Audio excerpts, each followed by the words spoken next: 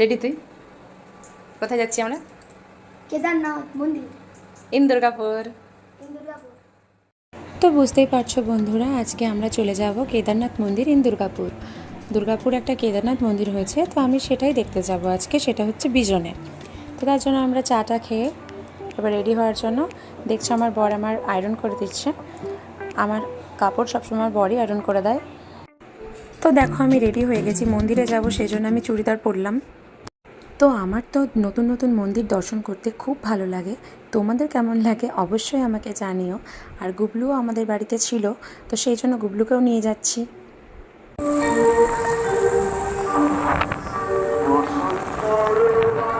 তো ফাইনালি আমরা মন্দিরের কাছে পৌঁছে গেলাম। আর আমার বড় ওইদিকে গাড়িটা স্ট্যান্ডে রাখতে গেছে, মানে গাড়িটা কোথায় রাখবে সেই রাস্তায় মানে জায়গা করতে গেছিলো। আর আমরা এইদিকে দাঁড়িয়েছিলাম।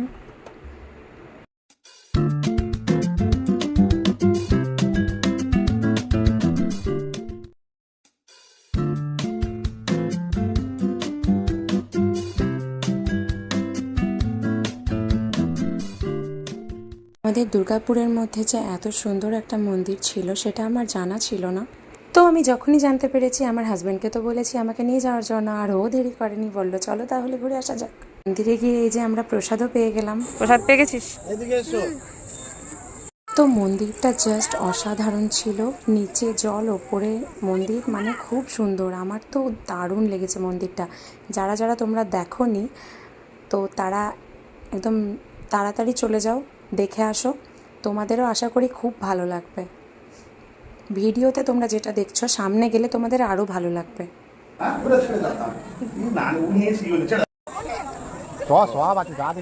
ডাক্তার এখন আছে নাকি?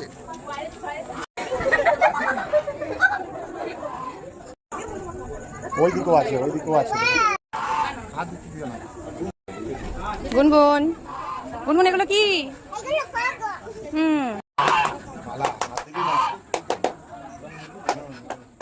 তো আমি তো মন্দির দর্শন করে নিলাম, আমার খুবই ভালো লাগলো। আর এইদিকে একটা ছোটোখাটো এক্সিবিশন হচ্ছিল, মানে মেলা টাইপের। তো এইদিকে তোমরা দেখতে পাচ্ছ আমরা এবার ফাইনালি বাড়ি যাচ্ছি। তো আমাদের তো দারুণ লেগেছে, মানে অসাধারণ লেগেছে। তো তোমরাও যাও, যারা যারা এখনও পর্যন্ত মন্দিরটা দেখোনি তারা দেখে আসো, আর আমাকে কমেন্ট করে জানিও যে তোমাদের ভিডিওটা কেমন লাগলো। আর আমার ভিডিও যদি তোমাদের ভালো লেগে থাকে তাহলে একটা লাইক অবশ্যই করে যেও। যারা যারা ভিডিওটা ফেসবুক থেকে দেখছো তারা লাইক করে আমার অ্যাকাউন্টটাকে ফলো করে দিও। আর যারা ইউটিউব থেকে দেখছো তারা চ্যানেলটিকে সাবস্ক্রাইব করে দিও। Thank you, tata.